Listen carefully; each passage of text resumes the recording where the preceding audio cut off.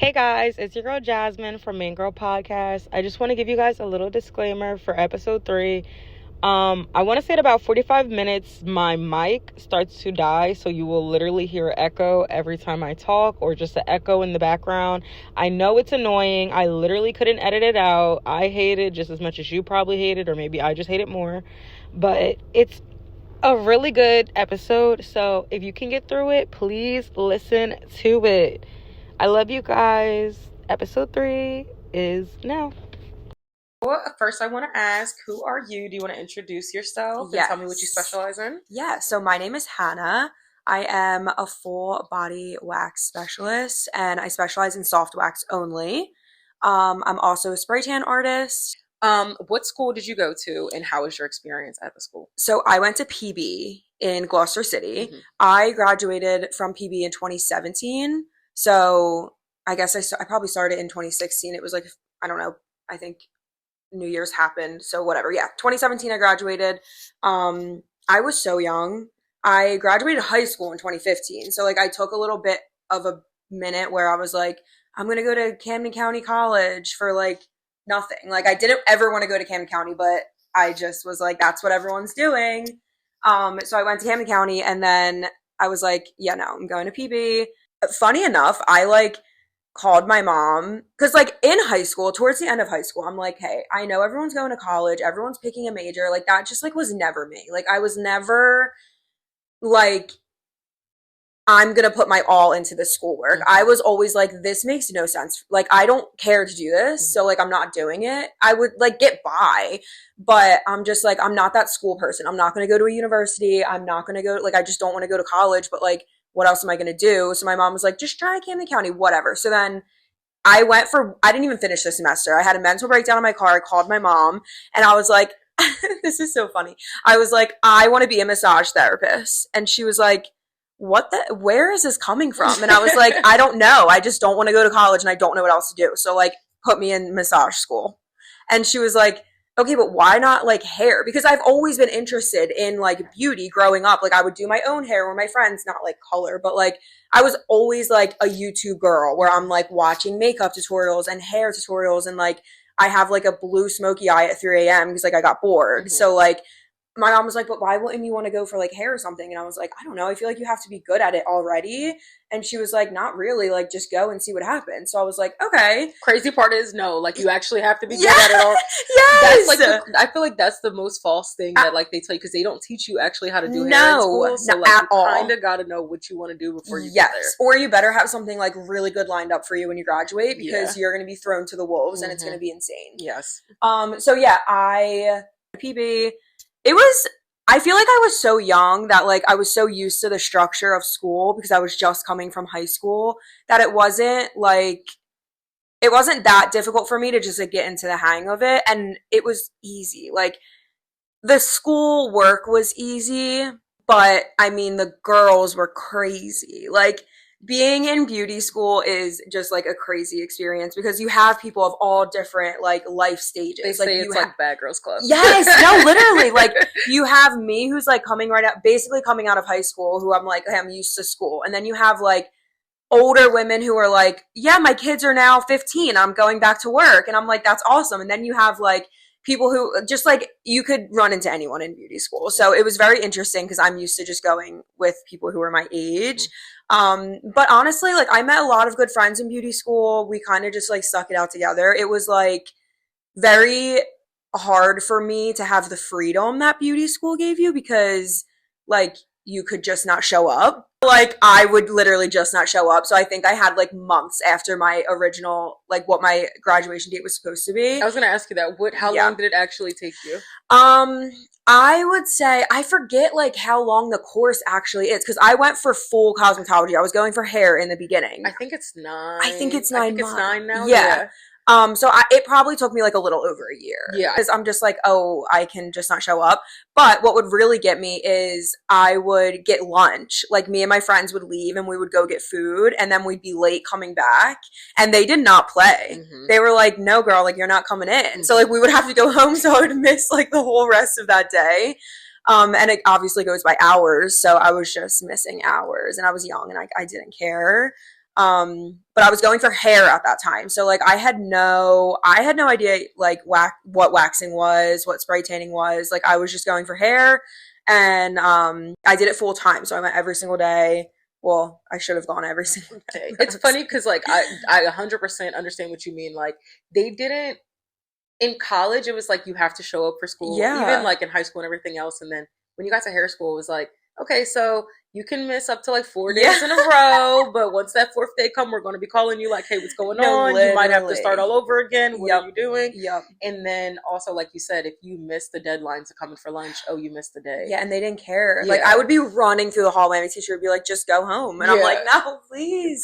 And it really messes you up because we didn't care, but then you started to realize when you care is when you're actually missing the curriculum. You're like lost when you come back. Yeah, because you do like the first half of it is like book work, and it's just kind of just like a joke. Like, how are you going to teach me to do a haircut in a book? Like, I need to do it. And then it wasn't until like the second half of the schooling that you were on the floor. So like, I don't know. And then once I got onto the floor, I was a little better because it was like hands-on.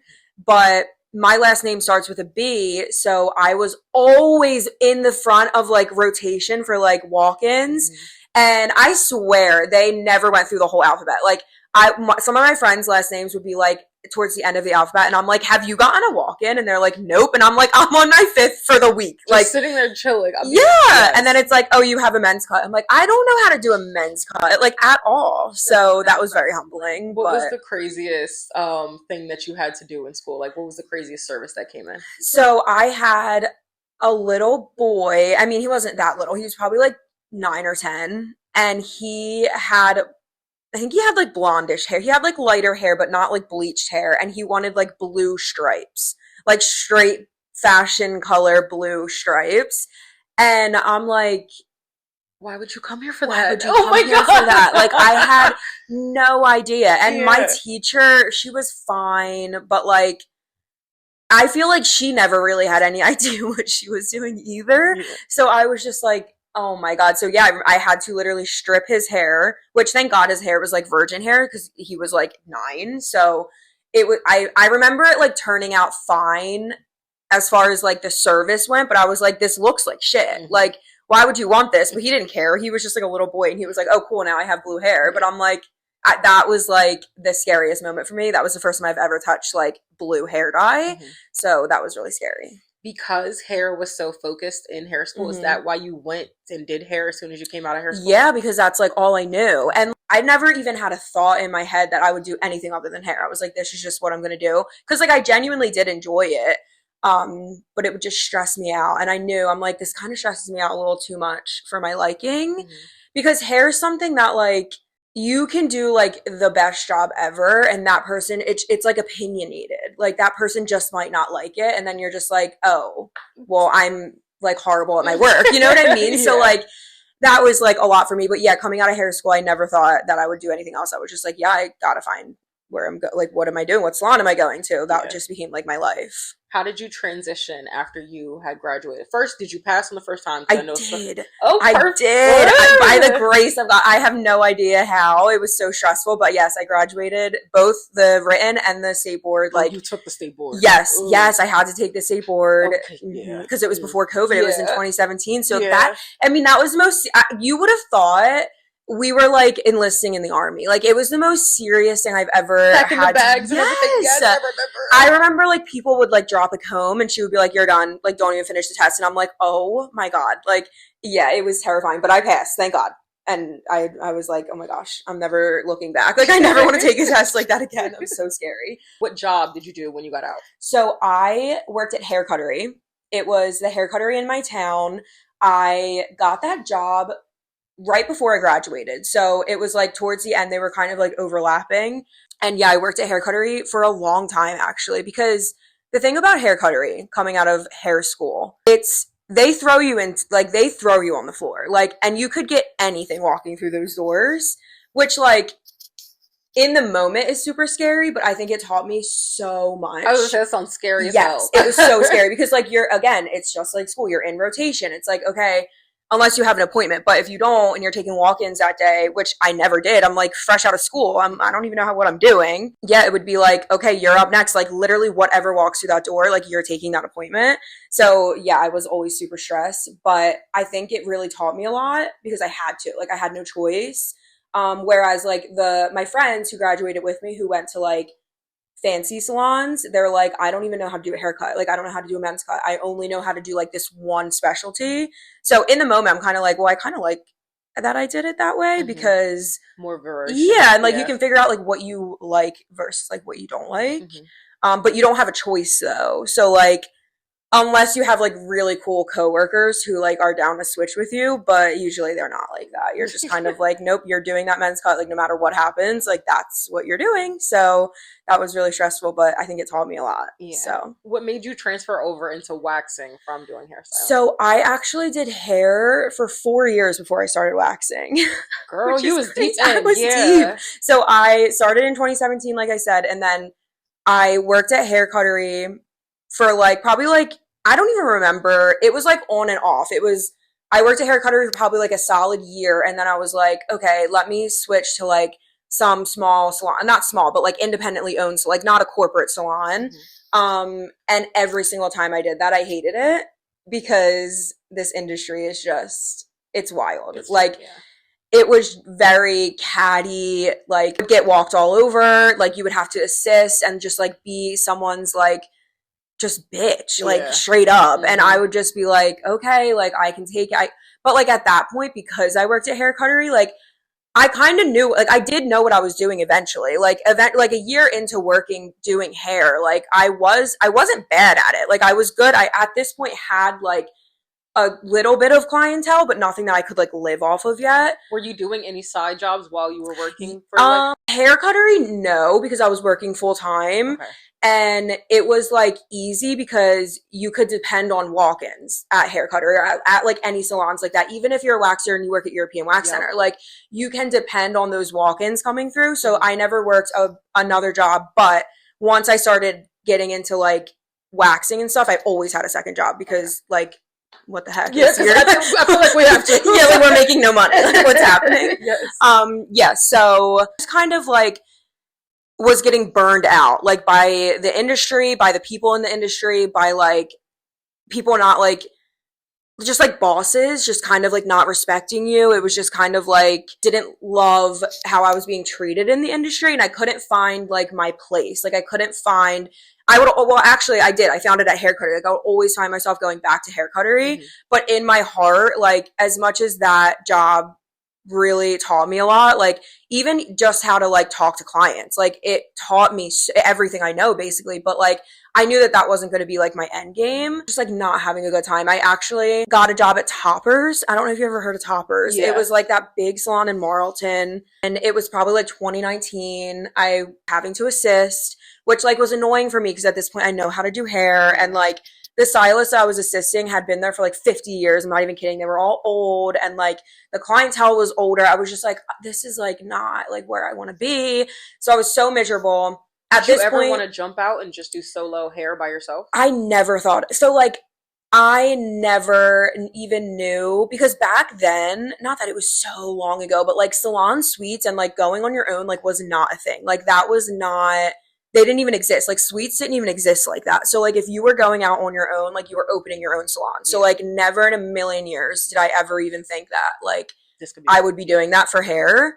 So I was just kind of like, dude, I'm going to be stuck doing this forever. Like people would bring in like Pinterest pictures, and I'm like, girl, that's edited. Like I don't have that. Like yeah, I'm not a magician. Like you have 3 strands of hair on your head, respectfully, and like you're jet black and you want white hair. Like it's just not going to work. So like color theory is so much. Yeah. And I'm like, and it's like, when we go to school, like we learn it, but like the clients don't know that. And like you don't expect them to, but at the same time, you're just like, hey, that's not going to be a result. And then you do the best you can, and they're like, I hate it. And I'm like, I know you do. Like, I know you would. That's what I was trying to tell you. So like, I was just like, dude, it was just more stress than like I was enjoying it. Like I was getting like super anxious having to go to work. I'm like, oh my God, I was starting to like dread work. And I'm like, no, like I don't want this to be my life. 2020 hit, and and COVID happened. So the salons shut down, like every salon shut down. And I was like, oh my God, this is my chance. Like if I'm getting out of hair, it's literally now or never, because if like this didn't happen, I think I would be stuck in hair forever. I literally just got on Indeed and I started looking at like cosmetology, like any job that I could take with my license. I'm like, well, I don't even want it to be hair anymore. Let's like look into anything else. I actually went back to Rosieri in 2020 and took like a what is it called? A medical grade skincare class. Is that what it's called? Medical esthetician. Yes. And that was like a few month course of like lasers and peels and whatever. Cause I was like, I really loved skincare. I'm like, I could get into like something that has to do with skin. Yeah. If only they focused a little bit more on that literally. In cosmetology. Yes. You could have figured it out earlier. It was like, how do you apply lotion for one day in cosmetology school? And then it was like, you're done. I'm like, yeah, like in cosmetology school, that's all they taught you was hair. Like it was not this like big thing. Like, yeah. So I went back to Rosieri in 2020 at the same time that I was like going on Indeed, because I'm like, what am I going to do right now? Now I have all these certifications. I finished that course and I got certified for like all of these things, like dermaplating, like all of it. And I'm like, I could go work at like a med spa. I could do anything. Still never in my mind thought like I'm going to open my own place. Like I was just kind of like, where am I going to go now?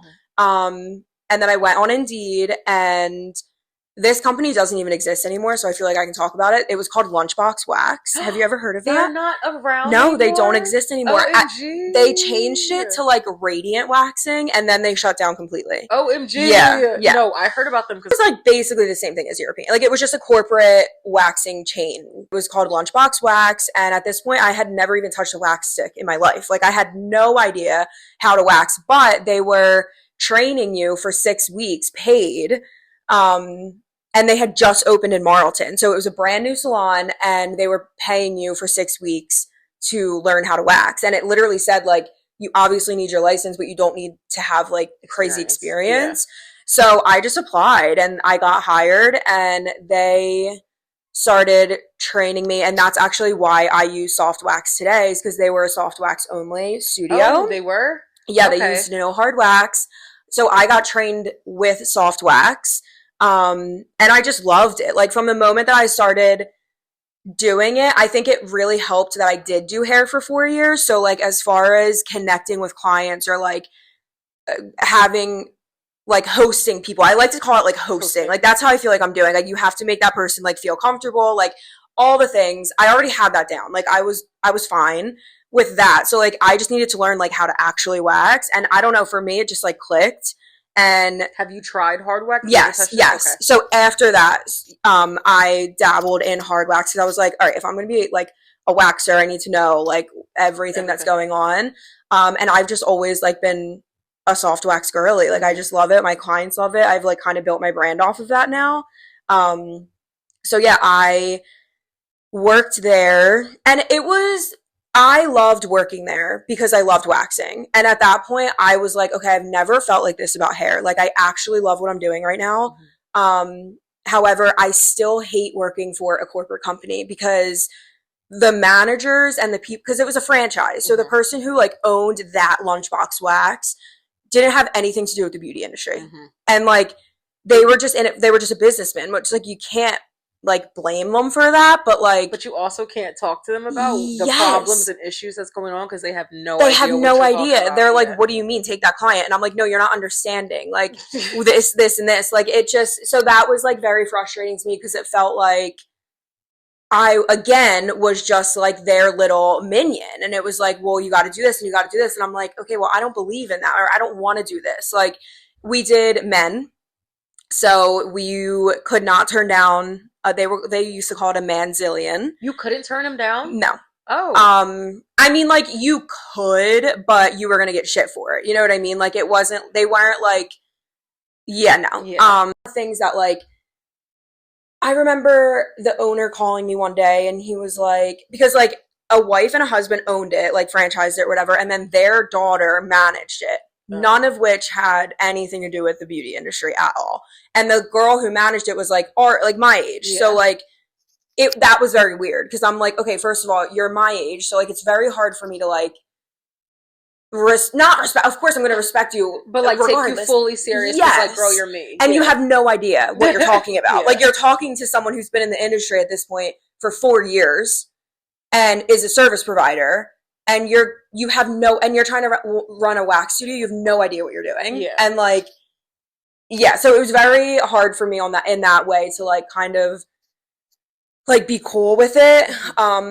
But I remember she would like call me and she'd be like, yeah, I put this guy in your schedule. He seemed kind of weird on the phone. So like, I'm going to send my dad over to the studio, just in case like anything happens. And I'm like, what? Or maybe we just don't take him as client. Exactly. Like it was just like weird stuff like that where I'm just like, okay, what? Like, I don't, that doesn't make any sense to me. Like, I don't love that. Yeah. So yeah, I was just getting very fed up with that side of the industry. As far as like waxing itself, I was like, okay, this is it for me. Like, I'm happy here in this service. Like, I want to continue with this, but like, I'm still not happy with a few things. Like, what can I do? And then they gave me a really hard time about traveling because it was after COVID.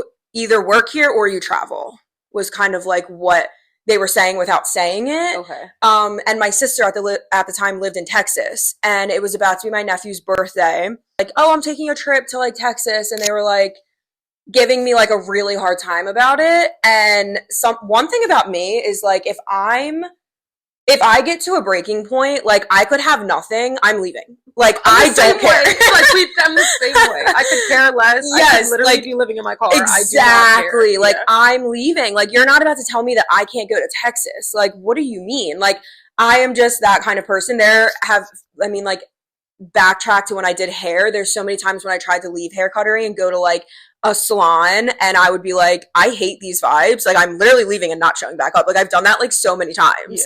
Would I do it today? Probably not, because I'm a little older now, but like in my early 20s, I'm like, okay, you guys are giving me weird vibes. Like I'm doing hair at home, and then I would just like literally take all myself and never show back up. Like, so that was how I felt when they told me that I couldn't go to Texas. I was like, okay, I'm good. Like, I'm putting in my 2 weeks or whatever. I honestly don't even remember. I think I, like, was putting in my 2 weeks, and then they were like, you're good. Like, don't even worry about it. I'm like, excuse me. Okay. So I'm like, hey, not me trying to do something good. Like, for trying to, literally for the first time trying to close out nice, and, like, you guys just being like, no.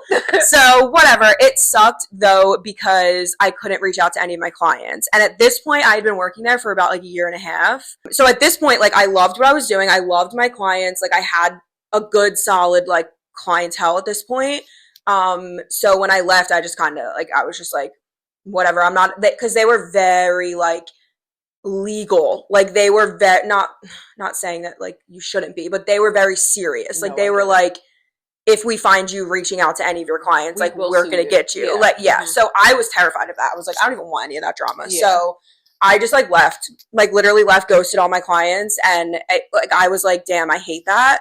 But actually, there's one client, she still comes to me to this day, that we had each other on Instagram, and I DM'd her, and I was like, girl, I'm leaving. Like, I have no idea what I'm doing yet, but, like, whatever. And she was like, oh, just let me know. And still to this day, she comes to me. I love her. But that was the only person I reached out to, and I went to Texas, and I was like, okay, I guess I'm going home to no job. Like, that's crazy.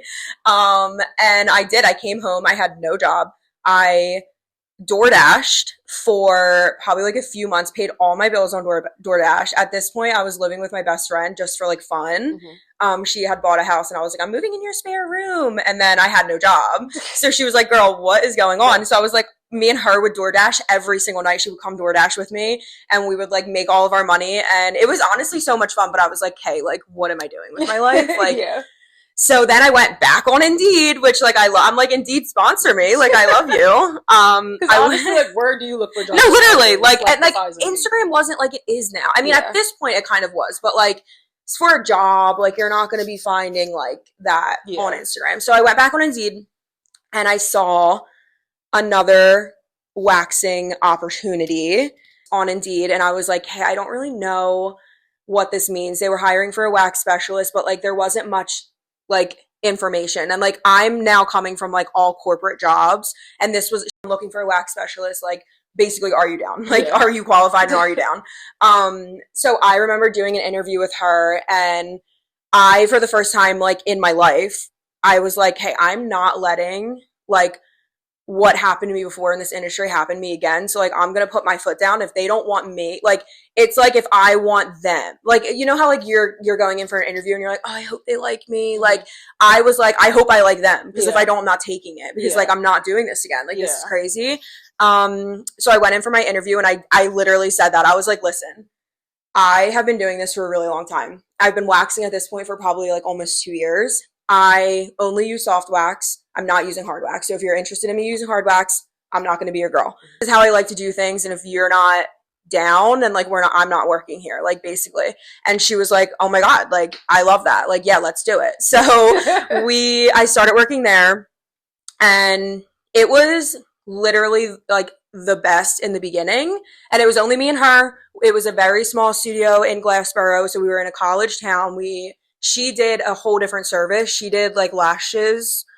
She did not wax, but she was saying how her clients were mentioning like, oh, do you know a waxer or whatever? So she was like, well, I'll just get a waxer here, and then we can just like, you know, bounce off of each other. Do you feel like you guys being in like the college area helped with clientele yes. a lot? Okay. Yes, 100%. Because not only was it super easy for them to walk to us, we could like walk to the park and like hand out our cards, or we could like go to like the restaurants or whatever and like wear our shirts. So like it was really easy for us to promote. Like we could just walk outside and we're like on a college campus, and like everyone wants their lashes done, and then like they would be like, oh, well, what do you mean like waxing? Like I want to try it. So like definitely helped like tremendously being in a college town. And in the beginning it was like, I was like, holy shit, this is like everything I've always wanted. Like this is my dream. Like I love this. It was a little difficult for me in the beginning because like I said, it was basically like a suite, just in a different building. So like I was working a lot by myself because we would work like opposite schedules. It was very relaxed. It was very easygoing. Like I'm just like, as long as you like let me do what I want to do, we should be cool. We're good. Yeah. Like we're good. I'm going to respect you and your business. Obviously, like I'm working for your business, but like as far as waxing, no one's going to tell me how to wax at this point anymore. Like I'm good. Like I know what I'm doing at this. Like I would do trainings and I would do this and I would do that. And like when she hired me, she's like, all right, this is, because she used to like wax eyebrows. So she would be like, this is the wax that I use, because she would use soft wax for her brows. She was like, do you like this wax? And I was like, yeah, actually, I'm totally fine with this wax. Like it was Star Pills. Yeah, Star Pill. Yeah. The pink one. No, it was a white one. The clear one that was like made for sensitive skin. Do you like that one? I loved it. I used it for they actually just I think discontinued it. Like within the last few months. I know the white one, but like I know it's not that. Yes, I think they just, and I was so sad because I used it. I just had to start using Nova Wax, which I like Nova. I like it. Yeah. But I was like, I went on to like reorder my wax and it was like out of stock, and I'm like, hey, that's weird. And then it's literally still been out of stock. That was like a nightmare. Yeah, I'm like, okay, I'm distraught at this point. That's my wax. That's my girl. Like, what do you mean? Everyone like that's how I built my brand. Like, what's going on? Yeah. So she was like, this is the wax I use. Like, do you want to use this one? Like, she was very like, let me know what you need, and I was very like, let me know what you need. Like, did you have to provide anything? Like, going okay? No, right. She provided everything. She bought everything.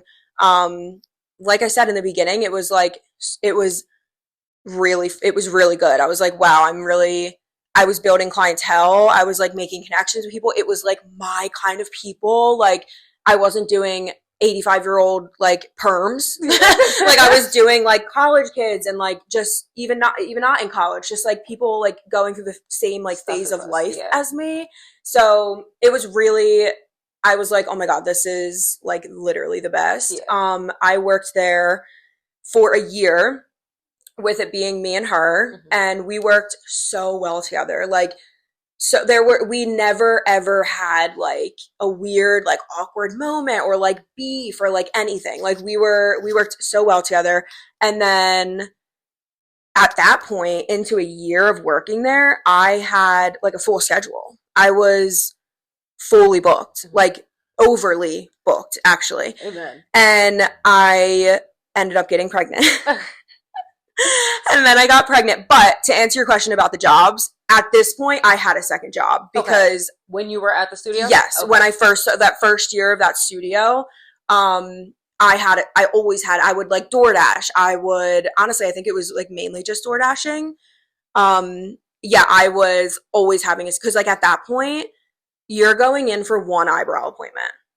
Like, you're making no money. Mm-hmm. And like, you're working on commission at this point, because I had worked for someone else. So I think I was getting... Oh, yeah. How was, like, what was the difference between, like, the ratio breakout compared to when you were at Lunchbox? Was the money the same? Because, like, I know at European, we were making, like, $10 to $13 an hour. Yeah. Tips. It was... Okay, so at Lunchbox, I think it was a commission percent, but if you don't make that, then you make hourly. Okay. Does that make sense? So, like, I forget what percent commission they were giving us, but, like, say you had a super slow week and, like, if you were to be getting paid that commission, it was like under a certain amount or something, then they would then pay you hourly, which I don't remember what their hourly rate was, but I was making no money. Okay. Like, you were making no money. Like, you're just, but at that time I didn't have any kids. I didn't live. So it was like, it's just fine. Like, oh, my paycheck's, my hair done. Yeah, my paycheck's $800. Like, I'm rich. Like, girl, what? So then I started working at the studio, and she never paid hourly. Like, that was not a thing. It was commission only, and I think I started with 30% commission, which in my head, I was like, oh my gosh, this is a lot for me, because at European, or at Lunchbox, I think it was like 8% commission. Yes. Yeah. So, like, but then you were getting paid hourly, whatever. So, like, what was the commission at, hair cuttery? Yeah. I think it was the same as, like, you made a certain percent commission, but if you didn't, they would pay you hourly. Okay. All right. So I was always, like, fine with the commission base. With whatever, because, like, at the end of the day, I'm still getting paid. Like, if I'm not... They told us in hair school, it was like, you're probably going to make like 30, 40 starting off. Yes. But eventually, hopefully, it'll go up to like 60. Yes. Yeah.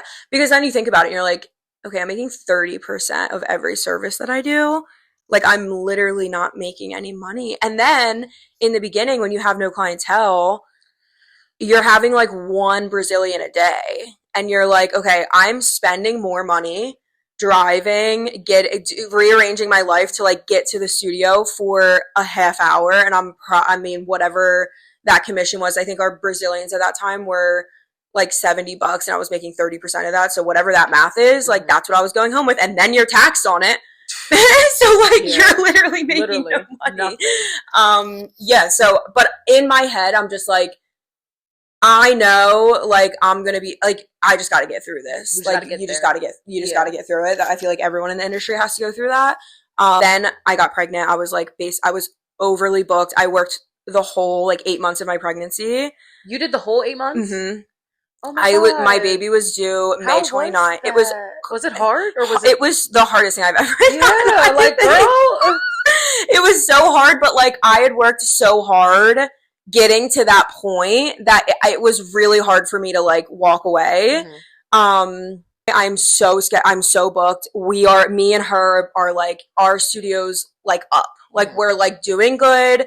Financially, we're still making no money, but like, as far as like getting clients and people talking about us and like us working together and our content was good and like we were just feeling good. I got pregnant and I went to her and I was like, we have to figure something out because I can't leave for maternity leave or however long I need to be gone and like our clients go somewhere else. Like, we need to like figure something out. So we both agreed to hire one of our clients. So she came in.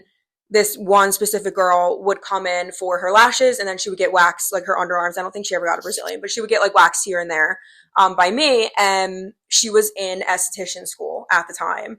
And this is post-COVID. So now you don't have to take the state board. You just have to work somewhere for what, like 30 days? 30 days. And then that person can write off like if you get your license or not. Yep. So me and my coworker at the studio, we were like, well, I guess me and my boss, we were like, okay, let's ask her. I feel like this is like a perfect scenario for everyone. Mm-hmm. Like, she's about to graduate.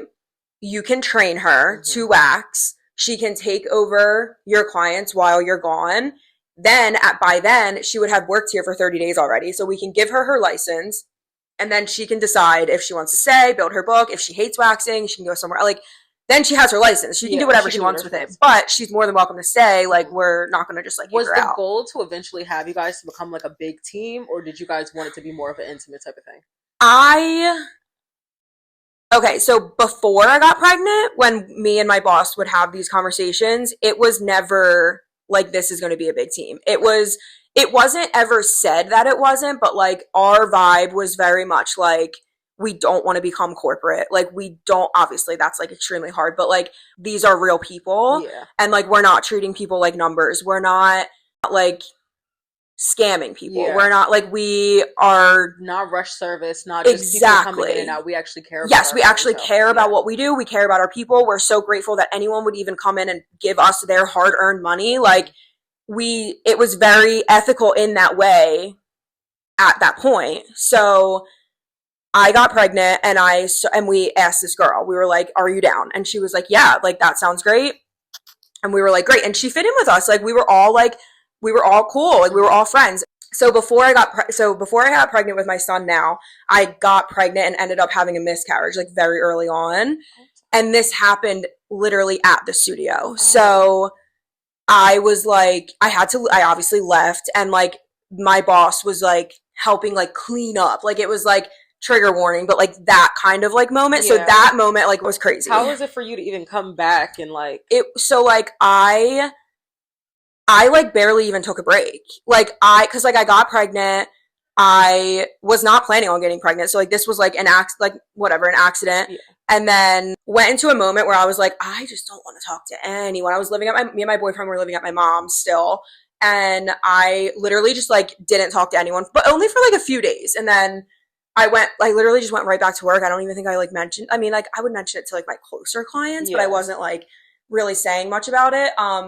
But then I immediately got pregnant again. That's when I was like, okay, what the fuck? I'm getting pregnant. Like, what is happening? This is meant to be. I need to have a child. Yeah, like what's happening? Like I'm getting pregnant. So then there wasn't much like lingering, like when it came to my career, when it like the miscarriage and the career, it kind of just like, okay, now I'm pregnant again. In my personal life, I dealt with it differently. But like as far as like my career, it was just kind of like, okay, we're pregnant now. Like, and I wasn't saying like, oh, I just had a miscarriage. I was saying like, oh, I'm pregnant. Like, so we were kind of like skipping over that, which was good, which is fine. Honestly, which is the best case. The best way to process it. Yes. So then so then we hired this girl. She was very open to like learning new things. She was in esthetician school. So like, she just got out, right? Yeah. Well, she was still even working there in the beginning. So I was just teaching her like literally she had never waxed before in her life. Like she didn't even know if waxing was something she ever wanted to do. This was just like presented to her and she took it, which like I would have done the same. From, I think it was like January, we hired her and I left in April and I had my baby in May. So from January to April, she just mirrored everything I did. She worked my schedule. You were still there though? I was still there. Okay. Yep. We worked. She just came in. She would sit with me in every single appointment I took from January to April.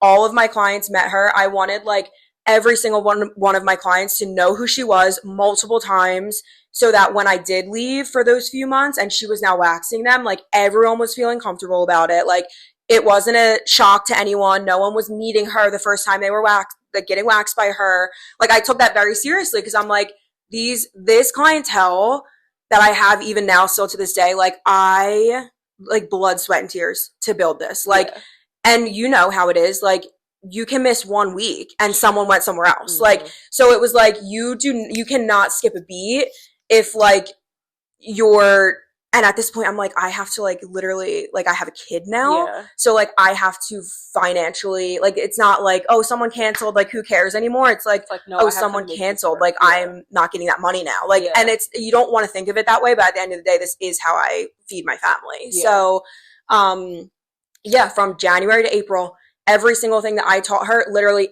every single thing I knew, I was like, you're going to learn how to do soft wax because I built my brand off of soft wax and my clients at this point don't even want to use hard wax. So like you need to learn how to use soft wax, which was fine because she didn't even know how to use, like she didn't know how to use any wax. So like that was fine.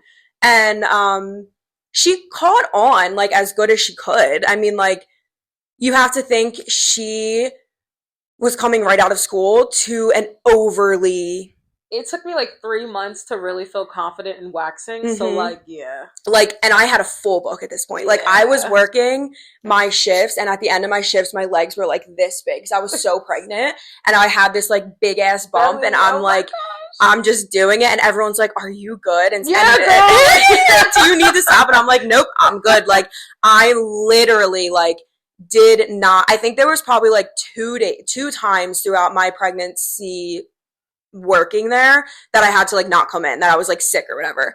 I would be like, this is probably gross. I would clean up myself, obviously. I would be throwing up between clients. Hey, sorry, I like had to grab something out of the closet, and I'm going to the bathroom to throw up, and I would come right back in, wax them up, and like get on to the next one. And like people were like my coworkers, they were like, what? Like just like maybe she can take over now. And I was like, no, absolutely not. Like I've never worked for something so hard in my life to build this clientele that I have right now. And like, it is such an honest clientele. Like every single person, like these are like my friends at this point. And like, I'm so proud of where I am right now that like I was having a really hard time, like being like, shit, like I'm going to literally have to stop. And like, I'm like literally about to deliver a baby. You literally like refused. You were like, not at all. I was not doing it. I have pictures of like my feet and like, her like tying my shoes, because at this point I couldn't even reach my own feet, and I'm like doing 10, 12, 13 Brazilians, like crazy. And everything was fine. Like everything was good. Like me and the 2 people that I worked with, we were like vibing, and left in April, and I had my baby in May. So I took off like a few weeks before I had him. Tanning before you were pregnant or after you were pregnant? After. Okay, so after. Then we could talk about Yep. But I kept asking my boss, because I loved spray tanning. Like I actually, not spray tanning, I loved self-tanning myself and my friends. Like I would do like a full book of like waxing and lashes, and I would go home. My friends would be like, can you do like my self-tan? Can you do this? So like I was really interested in that. So I kept like asking, I'm like, can we do spray tans? Can we do spray tans? And she would always be like, not right now. Like our Is it in our like not umbrella? Yeah, like I always, when I saw you guys doing it, I was wondering, I'm like, is that under our thing? Like, no. I wish they would. Anyone could. Yeah. Anyone can do a spray tan. You do not need a license to do it. So I was like, let's just do it. And she was like, she just kept like, and she's fine. It was fine. It was just like never the time. She's like, well, it's our studio's small. Like you're probably like, you know, it was just like wasn't happening. But I always had that like in the idea. So yeah, I left the studio, and then I was just kind of like disconnected I went back in August. So May, June, July. So I took 3 months off. I went back in August. You took only 3 months? I only took 3 months off. Yes. Oh my gosh. I know. So yeah, and in those 3 months, like I didn't talk much to either of them. Because at this point I have like a literal infant child, and they were kind of just like giving me my space. And for my boss being like, hey, like this happened, how do I help her, how do I do this? And I'm like, okay, that's fine. So I was kind of helping from home for a while, and then she started reaching out to me like, this happened, like I'm sure. And so I started like getting back into it. So then I was like, I just want to like go back. Yeah, I just want to like go back. How was that for you though, wanting to go back, like being a new mom? It was wanting to be home, like so hard. It was so hard, because I like, it was just postpartum for me was crazy. It wasn't like people definitely have it worse for sure, but like I was just like, what is going on? Like literally what is going on? And I did want to go back because I missed it, but like I did not want to leave my baby. Like I was like, oh my God, I kind of wish I could just be like a stay-at-home mom, but like keep them on my hip. I know. And like if I did any other service that like wasn't waxing, like I could bring them in. Like if I was doing hair, I could bring them in, like whatever. But like I'm like, everyone's naked. Like I'm not bringing my child. So like I feel like maybe I came back a little too soon before I was ready. But I also feel like you know how the industry is. Like if I didn't, like I was like, I'm going to like literally lose my career, and like I'm not in the position to, and I'm not like in the position to be doing that right now. Plus like, and I know my clients were doing this out of the goodness of their heart, and I'm so grateful that they missed me and all the things, but like at that point, by like the 3-month point, that's like 3 different rounds of Brazilians for them, and they were texting me. They were like, what's going on? Where are you at? Like what's happening? So I was like, okay, I'm just going to go back. It was extremely hard. I was very, very lucky that my boyfriend's mom was watching our baby. So like I didn't have to put him in any daycare or whatever. I cut my hours back like a lot because like were you like mornings, nights, evenings? What was like the best way you could work it? I think I like did it.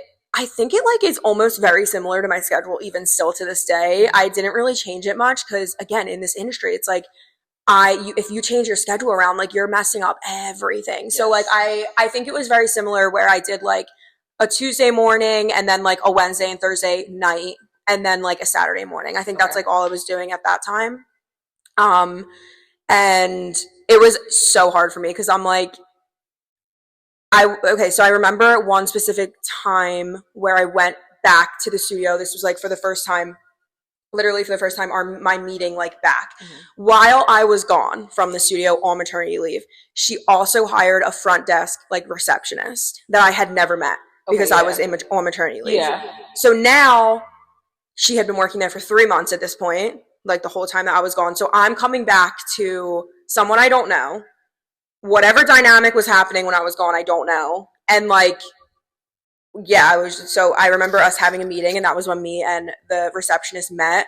And I was just in like a fog, in like a postpartum fog. Like I don't really remember much. I remember being at the meeting and my boss, something switched in her when I was gone. And I don't know, still to this day, I think about it. I do not know what happened, but like the first meeting back, it was very much like we're moving.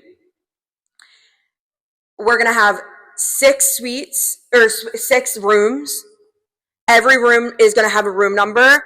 Your room number is going to match your shift.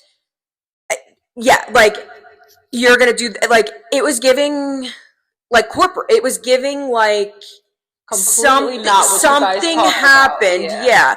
And I remember being like, okay, I'm doing the opposite with my schedule right now. So like I feel like my boss just had like a fire up her ass not out of nowhere. She always did. I feel like you have to in this industry, but like something happened where she was like, something switched where it was much like, wait, what actually just like, what is happening? Could it have been like seeing you get pregnant made her be like, okay, we all possibly might go through this, so I gotta prepare for all of us to be able to. Okay. Maybe. I have no idea. I like this is just like not what I'm used to. I'm down with like being, growing and like that's fine. But like, so then we moved into the other studio and it was very fresh, me going back. So I was going back and I'm posting. I'm like, hey, like I'm back, whatever. And like my clients were like not booking with me. This is where shit really started to hit the fan. Like my client, like I wasn't getting, like my clients were still booking with the other girl, but they were not coming back over to me. Okay. But these were clients that like were texting me, asking me, hey, when are you coming back? Hey, I miss you. Like without being like, how are you? I want to know about your baby. At this point, you're so close with your clients. They're like, show me the birth video. Like I want to see everything. No, like, yeah. So I was getting very confused because it wasn't like, oh, one of my clients preferred her over me. That's 100% fine. But it wasn't like that. It was, okay, like my friend is booking with her. Like, do you know what I mean? Yeah. So I went to my boss and I'm like, hey, like, I don't know what's going on, but. Did you ask your friend, like, hey, is there something different between? No, I never, because I mean, like, friend as in like a really good client. Okay. Like, you know what I mean? But I never wanted to put my clients in like a weird situation. So I never went to any of them. Like, am I the problem right now? Like, what is happening? Like, and I would like go home and I would cry. I would literally just like sob. And to my boyfriend, I would be like, what am I going to do? Like, my clients aren't coming back to me. Like, no one's coming back to me. I don't know what's happening. And then that's when he was like, you got to ask your clients. And I'm like, I never wanted to, but then I did. I asked one of my clients and I'm like, hey, what? Oh no, actually what happened was I was at the studio doing someone and my clients were coming in to go to the other girl, but seeing me there. So it was like very awkward because you could tell they were confused and you could tell they were like, wait, you're back, but I have an appointment over here. but I don't want to say that because I don't want to make this person feel weird, but also like I don't know what's going on, and like I was never going to make them feel weird and be like, you have an appointment with someone else, like, so it was just no one was saying anything about it until I felt talking about when we say this industry is hard. Like I was just so confused. I was like, oh my God. At first, I was like, you're right. I am being so insecure, and I am like, what's wrong with me? Like, I've never used to be like this. Like, I have an infant at home. I'm dealing with postpartum, like anxiety, depression, all the things. And then I'm going to work and I'm literally watching my hard work, dedication, tears, blood, sweat. I waxed you guys when I was 8 months pregnant, like throwing up in between clients. I'm watching someone else reap the benefits of all the things that I've just done. And my boss standing up for me, like, not only was I her employee, like saying, you know, you're just so good at what you do. Just build another book. Like, who cares if she has your clientele? Like, she's not going to be able to build what you can build. So you might as well just start building from ground zero again and just let her have the people who wants to go to her. And I'm like, girl, what? Like, what do you mean? So now I'm having a really hard time, and it's starting to get weird because especially you can tell. You have a child. I have a child. Take care of your child now. You're trying to come back. You're trying to do everything. I'm trying to be like, I feel like you're not. I feel like something happened when I was gone, and like we all were under the impression that like I was training you. You're going to do my clients, and then you're going to figure out what you're doing when I come back. And of course, people are going to stay with her. That was not my issue. Like, that was not my issue. Truly, they're going to always say that was my issue. I know in my heart that was never my issue. Like, if you vibe with someone else in the industry better than me, there is room for everyone in this industry. This industry is huge. You find your people, and like, those are your people. That was never my issue. It was like, the sneakiness that was happening where I was like, I feel like this isn't right. Like, I just feel like this isn't right. How did your boyfriend feel about all this? He was like, leave.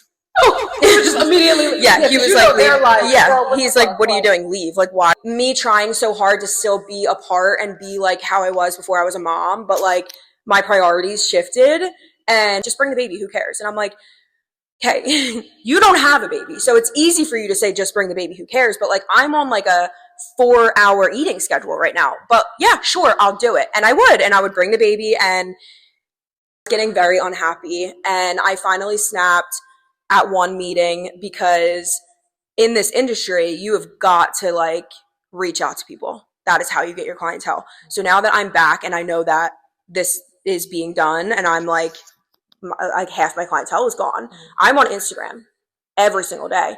Hey, my name's Hannah. I'm a full body wax, whatever. Here's my spiel. Anyone and everyone that I would come across on Instagram, you're getting a DM from me. If you follow me, 100% you're getting a DM from me. But like, I would just go on Instagram and on my waxing page, obviously, and I would find my clients. I would click their friends. I would say, oh, who goes to Rowan? Click me, DMing you. I accidentally DM'd my coworker's friend one day with my spiel. You would have thought I blew the studio up. Like, she was like, I can't believe you would message my friend on Instagram. And I was like, girl, I didn't know it was your friend. I'm not in competition with you. Like, I don't care that you work here as a wax specialist, like, at all. I don't feel competition with you.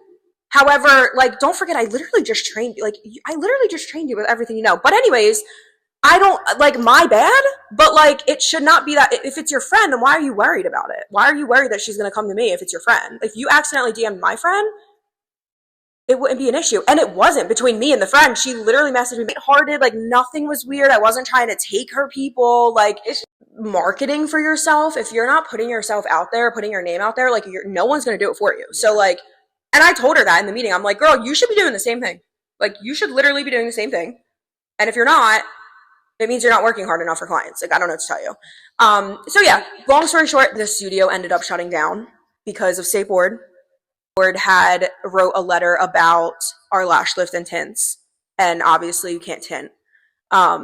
So it was a whole thing. I don't even know. I think it's hilarious because when you guys are going through all that, I remember like a year previously when I left European, they were teaching us how to tint. Yes. They were servicing and tinting people at European Wax Center. Yes. Because I think they just needed her to say that she's not going to tint anymore. And she needed it to be like, she was trying to change the law in New Jersey. Oh. Less of like, oh, we do services, and more of like, let's be TikTok famous. Let's make content. Do you have that? Let's do a photo shoot every week and let's do this. And I'm like, okay, I'm with you, but like, holy shit. Like, you're not going to change state boards regulations. Like, you got to be able to, you just got to like do what everyone else in the industry does to get by. And if you're not down to do that, then yeah, they're going to shut you down. And they did. They literally, and that's how we stopped working at the studio. How is it always so hard to like go solo? Were you like, at this point, I'm not working for a corporation anymore at all. I want to just go out on the will and do it by myself. And how did you transfer into doing that? Yes. So towards the end, I was having conversations with my boyfriend, and I was saying to him, like, I think I can do this by myself at this point. Because at this point, I had pretty much had all my clientele back. All of that was water under the bridge. We all went through it. We would fight with each other. Then we were all friends again. Me and that coworker were actually very close at one point. Like, very close. I have a pretty full clientele at this point. My son's around 1 at this point, and I'm like, I don't know, man. I think I can do this like on my own. But again, I was just holding on. I'm like, I want to do it. Like, I want to be like a good like coworker. I want to still help her in this business. Friday morning, I was the only one at the time who worked Friday mornings, and I was taking my clients, and my boss came in on a Friday morning and she said, we have to close today. You should open your own business. Like, you got this. Like, I can help you. Like, you can do it. And she was very supportive, like very supportive. She helped me find this place. I would have been so scared. I was literally like, okay. But at this point, I was just like, I have a kid at home. I have a 1-year-old.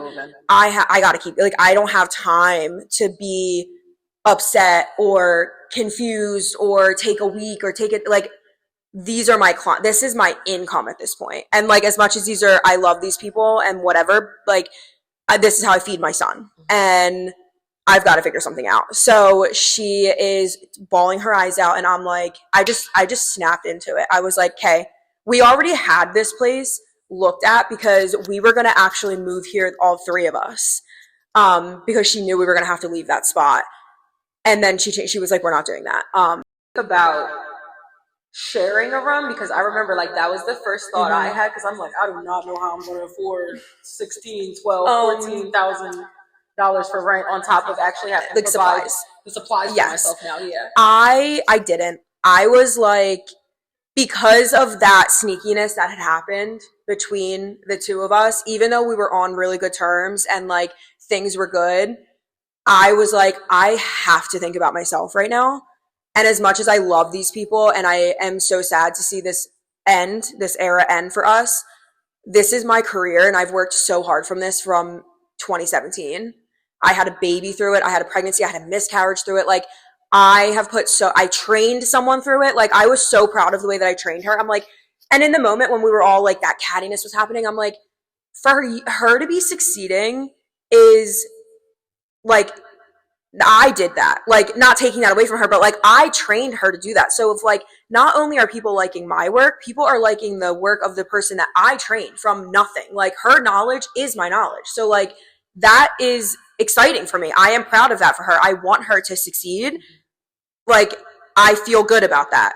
But when I moved in here, I was like, I don't want anyone taking this away from me. Like, I, for so long, rode the coattails of my boss, who thought that she like gave me my career because I built my clientele there. And a lot of the clientele that I had was coming from her clientele. So like, we bounced off each other, but like, that's just the industry. Like, and I let her think that she was in control of my career for a really long time. And like, I was kind of losing myself in that. I was kind of like, yup, I'm her twin. Like whatever she wants, I'm doing. Her aesthetic became my aesthetic. Like I was morphing into her. And then once I was like, no, like she does not have control of my, like I did this. Like no one else did this. Like this was me. So yeah, when I moved into here, I was like, oh my God, like this feels so good. But we ended on a Friday. Like that Friday, we never went back to that studio, and I was in here working on Tuesday. Girl! OMG! Yeah. And she helped me through it. Like my boss helped me through it. We moved all the stuff in here. I put my order in. I was, I went to the bank. My grandmom gave me $2,000 and said, here, do whatever you need to do with this. That's how I bought all my supplies. Like I had nothing coming over here. I'm like, Mom, please help me. I called my mom on that Friday and I said, do you think I could run my own business? Like, do you think I could do this? And she was like, yeah. And I was like, okay. And like, that's all I needed to hear. I just needed my mom to be like, you got this. Like, it's fine. So yeah, I was in here, and then ever since then I've been here, and it's just been the best thing that's literally ever happened to me. And I no longer talk to any of those people from the studio. My coworker was mad at me that I didn't bring her here. Oh, okay. There was a miscommunication. I don't know what the word is, but basically the list of all of her clients that ever went to the old studio and said, here, reach out to everyone you know. And I did. And that coworker, again, got upset thinking I was trying to take her clients. I said, girl, I'm opening my own business. Like, I'm going to reach out to people. Mm-hmm. I'm not going to stop reaching out to people because you also wax. Like, I wish you the best in this industry. I want you to be successful, and I want you to, like, find happiness, success, clients. But, like, I'm not going to tiptoe around town because you also do the same thing as me. Like, and yeah, it's been almost 2 years. How has it been being in here, like, your first month? How was it for you to just be, like, by yourself, coming in, setting everything up, being in control of everything, you being the finance, you being the marketer, you being everything? How was that? It was so hard because I didn't skip a beat in my schedule. So like on Tuesday when I came in here, I think I had like my wax bed and my wax pot and everything else. There was nothing else in this room. And my clients were coming in and they were like, all right, here we are. Like everyone was just so like, they're like, it'll get there. Yeah. I'm like, hey, this is my room. Like, I don't know what's going on. I was so busy that month. I don't know why. It was May. It was the same month that my son turned 1. It was like the beginning of May. He turned 1 at the end of May. He turned 1 at the end of May. And I was so busy with clients. Like I had a book, which I still have in my like little memory box because I didn't have a booking system at this point. Yeah. I had a like book calendar, and that's how I was writing all my appointments. There was no more room for like words. Like it was insane. I was getting state board in here. I was making my LLC. I was just like buying all the supplies that I needed. I was making a bank account for here. It was crazy. And I was so busy with clients that like, I feel like I just went into like auto. I was just like, I'm just getting shit done. Like, I'm just getting shit done. Like, this is what I'm doing. And I just figured it out. I was like, I have no choice. Mistakes you made early on that you wish you probably didn't when you had first got here? Honestly, like, I don't know if I would say like mistakes. Like, I feel like I did the best I could with what I was handed and with what I had in my personal life, like with my son and like with the quick changes of everything. Like I probably wasn't perfect, but like I don't know if I could have done any better than I did when I first opened here. Like I was like, and then like my clients could tell. And I think that's when like we all got super close, like even my clients and me now, because they were like, yeah, we literally watched you go through that. You had a 1-year-old. You like, that was crazy to watch. So like, I'm sure I wasn't perfect, but I don't know if I would change any of it. Cause like, I know like in my bones, like that's the hardest I've ever worked in my life. Like I was like, this is what I want. And I finally have it. It's like in my fingertips right now.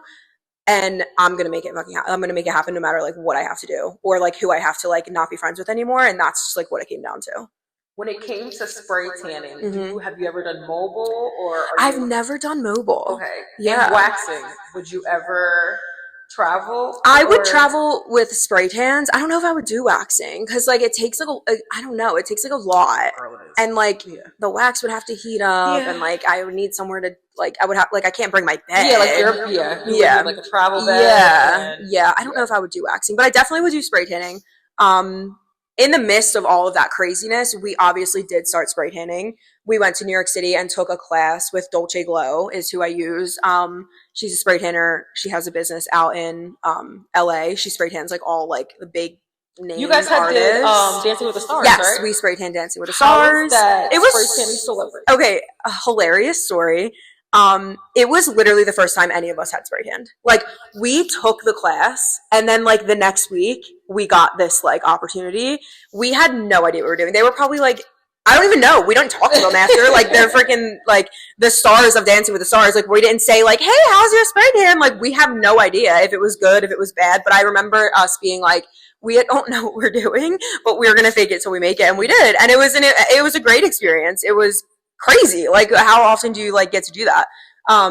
Would you do anything like that again?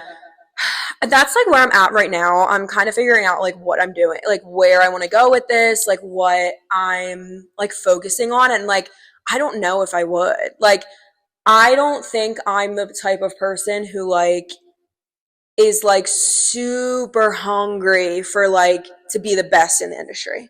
Like, obviously I want to be the best that I can. I want to be the best for my business, but like there was once a time where I would drop everything and go to New York City in this spur of a moment and like do so. We also sprayed tan Brianna Chicken Fry. Do you know her from TikTok? My God, you guys did? Oh my gosh. So like there was a time where I was dropping everything and I was finding babysitters and I'm like, I got to go to New York City to do this spray tan, and like amazing opportunities, wouldn't change it for the world. But now that I have like my son's 2.5 at this point, I just think I'm like, I'm good. Like, I'm good where I am. I want to be the best for my clients. I'm going to continue doing all the things that got me here. Of course, I'm not just going to like abandon all of that. But like, as far as like being so hungry to like get my name and like content and the photo shoots and this and that, like, I don't know if it's because I just, not just, but from the studio, it was very much like that. Been through that yes. Of doing all that yes. already. Yeah. That now I'm just kind of like, I just want like a slow pace, peaceful business, my clients, and going home to be a mom. Like, that's really all I want to do. So yeah. How long do you plan to do this for, or do you want to eventually become I always ask everyone that. Do you eventually want to become a stay-at-home mom? Do you want this to be your long-term thing forever? Yeah. Where do you see this going? It's so funny. I go back and forth with it a lot because I only work 4 days a week, and I think me working is really, really helpful for like my mental health and just like my individuality in general. So I don't think that I would ever want to not do this. Obviously, there's going to be a point where like I can't do this anymore. Yeah. First of all, no one talks about your like physical body. Oh my God. Oh my God. Yes. No one tells you about that. My hands, like, I can't, my hands are stuck. My back, I have like sciatica, whatever that's called. Like my leg, like, sciatica. Yes. Me too. Like, no one talks about that. So like physically, I do not know how long that even it'll take me. Like, yes. Oh my God. Seriously, my hands get, I definitely have carpal tunnel. Like, yeah. So I would love to do it. I mean, like, in this economy, it'd be crazy for me to be a stay-at-home mom. Like, my husband, well, we are now married. He is a part-time firefighter and he works full-time for the state. He is gone, I'm not even kidding, like 80 hours a week. Oh, yeah. So as far as like my career, it's really hard for me because he is gone all the time. Like, he will work overnights too. So like there's days on days that I don't see him. So like not being a stay-at-home mom is really hard when you have a partner who works 80 hours a week. Yeah. But also, it's really nice for me to come here and have my own personality without being a mom all the time. Yeah. But there are definitely some days where I'm getting ready for my, like, to come here and I'm like, I just want to stay home. Like, it would be easier for me to just not take him out right now and just stay home.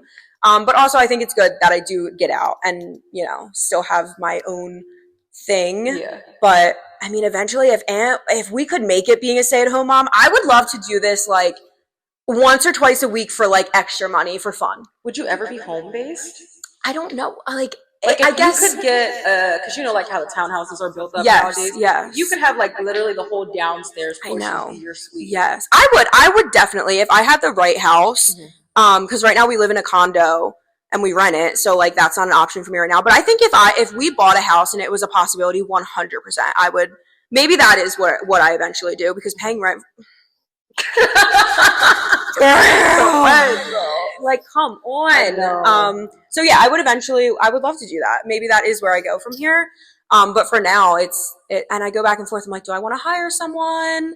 But then I'm like, I just don't know if I'm ready to be in charge of someone else right now. Like, I'm already a mom. I have a husband. I have a whole house to take care of. I actually just got my, I use Gloss Genius for my checkout system, and they send you like a Wrapped.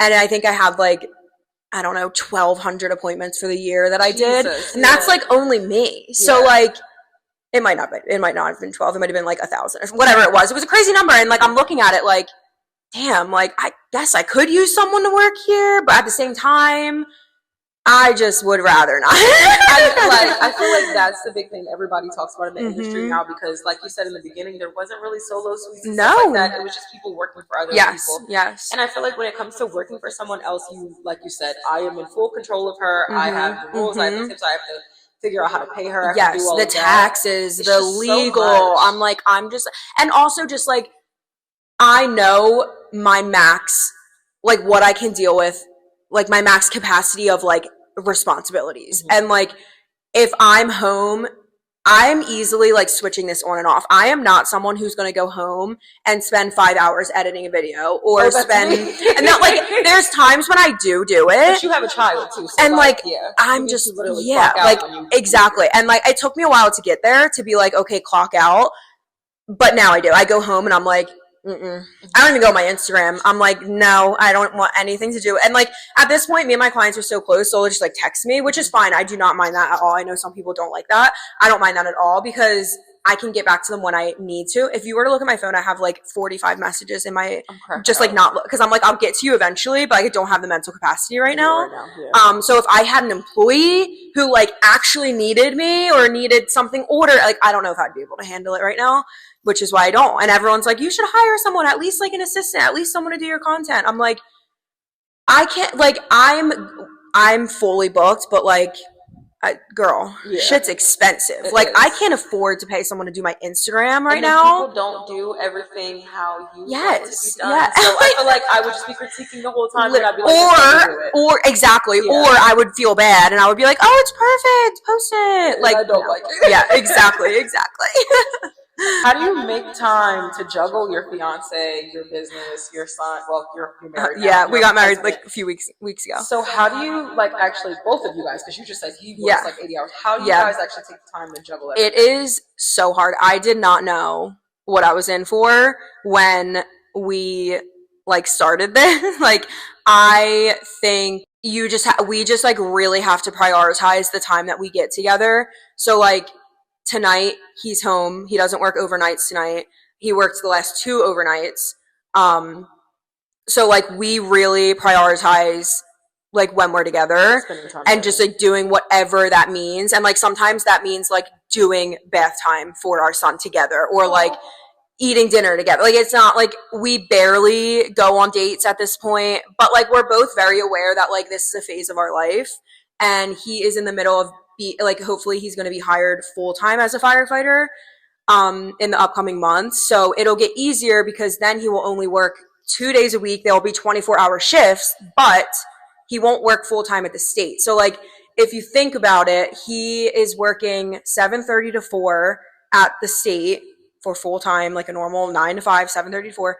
And then he'll go to the firehouse at 6 p.m. to 6 a.m. And then he'll go back to the so there are literal days that like we don't see each other, and I get so burnt out because I'm like, oh my God, like I'm seeing 10 clients a day. That will take you down just in itself. Like, you don't want to speak another word after that. Then I go home and I have to be I always like joke and say that I'm a solo mom. Like, I'm not a single mom, but I'm a solo mom because my husband is always gone. So it is hard. It's really hard, but that's why I had to be so strict with when I'm home. I do not work. Like, I'm not editing, which is why if you go on my Instagram, you see a drastic decrease in my content and my like engagement on there, because I'm like, I can't, like, that's just something that has to be put on the back burner. Like, you have to pick and choose. Like, I'm only one person. Like, I cannot do everything. I do not have anyone else working here. It is a one-man show. So, like, if my Instagram and my content is what has to take the back, it just is what it is. As long as my clients know that I'm still just as dedicated, I just am not making days of my life. Like, that was so fun when I had the time. But, like, I'm going home to pick up my son from daycare and then do nighttime, and then by the time I shower myself, it's 10 p.m. Then I'm not doing that. So, like, then that's my time to be with my husband. So, like, I think, to answer your question, I had to put something on the back burner, and it was content, and it was social media, and it was photo shoots, and, like, that stuff. Hopefully one day, if Ant does, you know, his schedule changes or whatever, I can be better at that or whatever. But for now, I just had to pick and choose, and, like, it is what it is. Yeah. You're like, this is fun. I do my best every day. I'm like, I can't do anything more. The moment that you felt like, I'm really in my industry, like, this is my big girl job, I'm finally doing what I want to do, was it? I was pregnant. Oh, okay. I think maybe when I was pregnant and my book was, like, full and I was working, like, all my time slots and I was, like, busting my ass. I think that was when I was like, oh my God, like, I always loved it, but I was just like, this is, like, I'm 9 months pregnant. It's like I'm running a marathon right now, and, like, I'm not mad about it. Like, I love doing this. I love seeing my clients. I love talking to my clients. Like, I know everything about their life. They know everything about my life. Like, I want to do this forever. Like, I don't care what I have to do to get there. Like, I want to do this forever. And, like, I feel like when you're pregnant like that, it really shows. It's either like, I despise this or I love this. And so I think it was that when I was like, yeah, I'm going to do this forever. And I think everything happens for a reason, because if I didn't have that breakthrough moment, I don't know if I would have worked so hard to open this. True. You know what I mean? Because, like, I don't know if I would have been, like, as motivated as I was, you know, working as hard as I did to get here. Like, motivated. And, like, I still am, but, like, now I'm kind of like, all right, I got my girls. Like, I'm not a millionaire. I'm not by any means making, like, a crazy amount of money. I'm getting by. I'm paying my bills here. I'm paying my bills at home. I have my clientele. I'm good. Yeah. You're like, I'm content. I'm good. Yes. How do you get through the slow seasons? Is there anything that you do to help you get through the slow seasons? Cry. Cry and think, like, what, I'm never going to make money again. Like, I have a really hard time with the slow seasons because it's so, I mean, this economy is crazy. Yeah. It's crazy out there. So, like, I get very anxious. Like, still to this day, I get so anxious if I have, like, a cancellation or this. And, like, I try really hard not to look at my clients as dollar signs. Like, I think that everyone would agree that, like, that's just not who I am. But at the same time, like, I do run a business, and I do have to pay myself, and I do have to, like, buy supplies and, like, do all the things. So when, like, right, like, it's December, right? Like, it's slow. I mean, like, this is our slow season. It's slow. Yeah. Like, it's a little, like, more busy right now because it's the holidays. So people are like, I want to spray tan or whatever. But at the end of the day, like, it's slow right now. And it's Christmas, so, like, I'm spending a lot of money that I usually don't spend. So I'm like, oh, Aunt, we have to shut down. I'm like, I don't have any money. And he's like, all right, just wait. Like, relax. Like, I'm very much like, I'm never going to see money again. I'm never going to make it again. Like, blah, blah, blah. And, like, he has to, like, calm me down. He's like, Hannah, you're fine. Like, you're good. Please be for real. Did you guys move once you had your baby? How did you, like, transition? So, did you do the move before you moved into your suite? And how was that, like, moving into a house? And then no, so I actually moved after. Okay. So I opened here, and my mom actually lives down the street. She lives in Sicklerville. I worked here for a few months before we ended up moving. I forget how old Griffin was. He was, like, a little before 2. He was, I moved there, and it's about to be a year that I lived there. So this time last year, it's actually so funny. It's one of my clients. Well, she's not my client anymore, but I met her through being a client. She put on her Instagram story that she was renting out her condo. And at that point, I had only had my business for a year. So, like, you can't use your income for a mortgage at that point. And, like, Ant wasn't getting a mortgage by himself. So I was like, let's just, like, rent somewhere because, like, Griffin needs, like, his own space right now. Yeah. Like, he's getting crazy. And we were living in my high school bedroom, like, my childhood bedroom at my mom's house. So I'm like, we got to get out of here. Yeah. So yeah, I think it was a few months into me working here. Were you nervous because you just took a big leap in your business and now you guys want to take over? Yes, I was like, Because when I was living at my mom's and I was I opened here, I was like, oh my God, I'm rich. Like, I'm so rich. Like, what are we doing? Let's do this. Let's do that. When I moved out, I was like, okay, we're eating leftovers for the third day in a row. Like, it was very, very hard for me.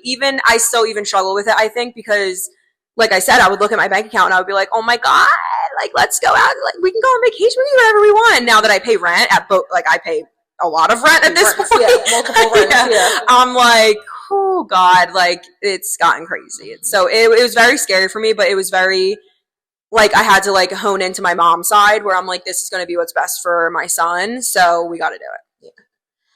What boundaries do you set with clients? Do you feel like people overshare or rely on you emotionally, and how do you handle that? Oh my God, that is so hard. I feel like this industry, you get trauma dumped on a lot.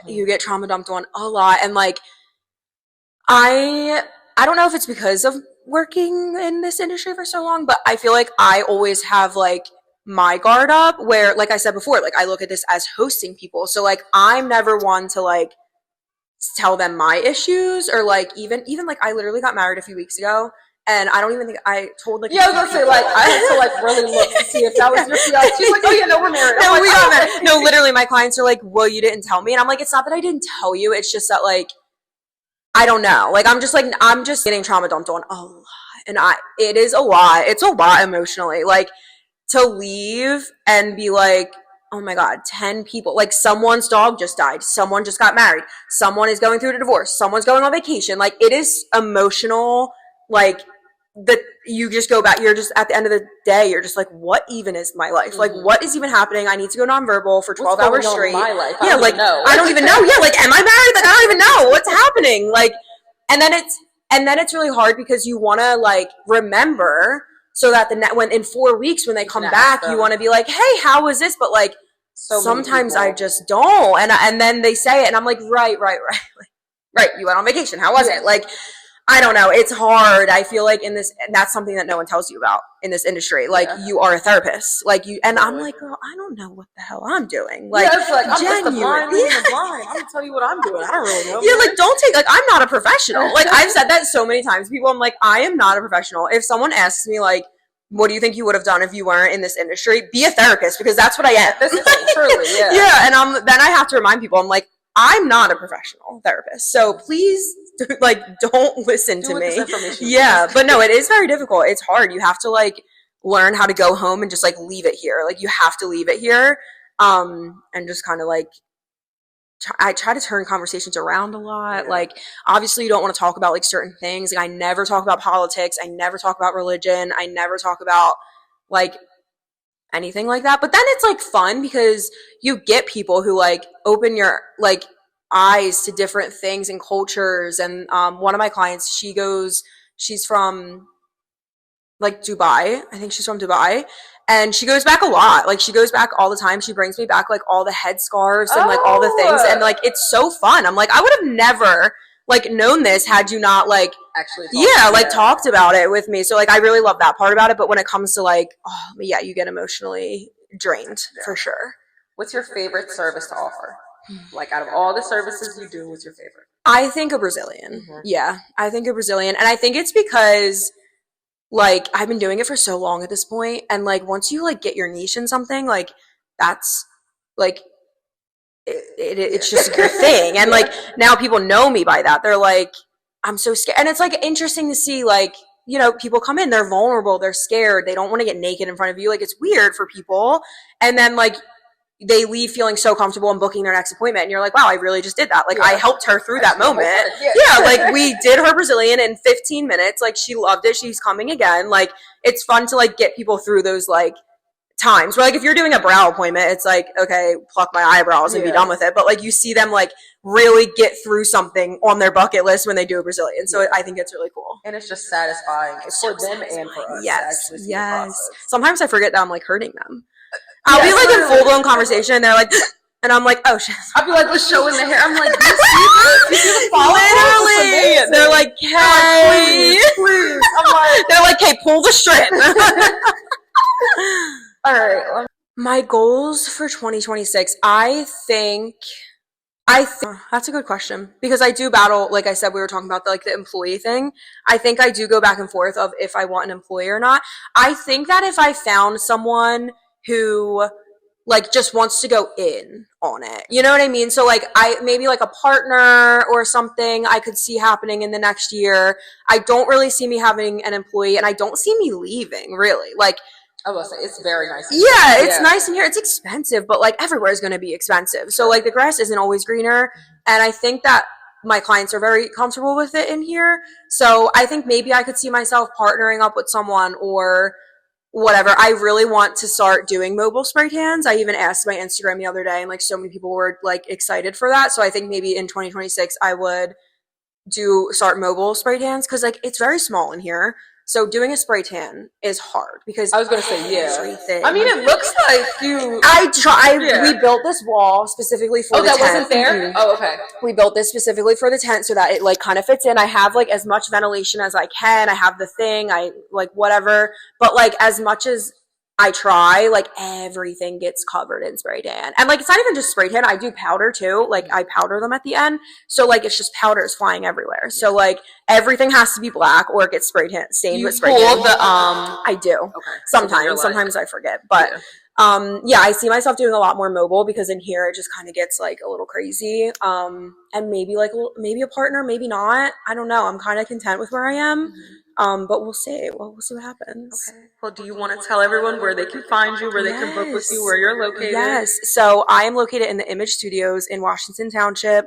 I don't even know the address off the top of my head, because it never takes anyone to the right place. So if you Google Image Studios, Washington Township, it's there. My business is called Drip Body Bar, and that's where you can find me on Instagram. I think it's at the Drip Body Bar on Instagram. And then I have a link in my bio if you want to book with me. And my phone number is on there too. A lot of people text me. If you call me, I'm 100% not answering. I'm never going to answer a cold call, literally ever. I'm a texter till the day I die. And if that doesn't work for people, then I'm just not your waxer, because I can't do a call. If you text me, I'll always text you back. Obviously, I have my link, my Instagram, all the things. Is there anything that you want to tell anyone who is trying to come into the industry that you can give any advice for? Yeah, I think you really have to stand up for yourself in this industry. Do not let people walk all over you. Do not let people think that they took control of your business, because at the end of the day, it is your business regardless if you open an LLC or not. You are in charge of building your own clientele. No one is going to do that for you, and that needs to be your number one priority. You need to be doing everything you can to build your clientele wholeheartedly and honestly. If you're in this for the money, you're in the wrong industry. One, because it takes a really long time to make money here, and two, you need to make genuine connections with people. So you need to be in it for the right reasons. You need to not let anyone walk all over you, and find your niche and just go with it. Just go with the flow. Yeah. All right, well, thank you so much for having me. Thank you for having me on and thinking of me. Yes, you were perfect. Yes, thank you thank so you. much.